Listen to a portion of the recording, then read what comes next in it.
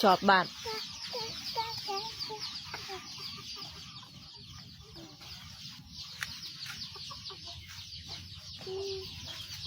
cây mớ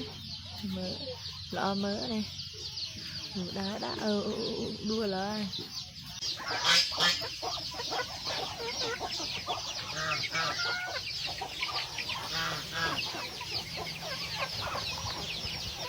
chuyện mòn từ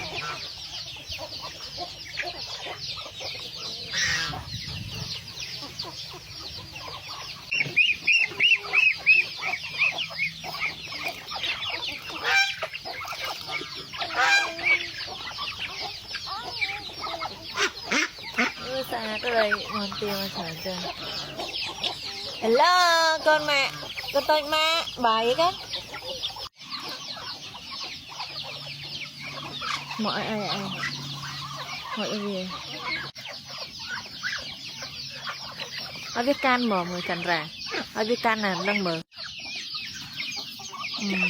chạm mền chạm cực chút đa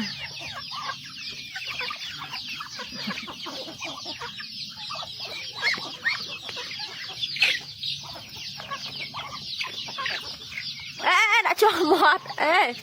ý ấy bạn ấy mọt xi đã xi của này thời là nói nè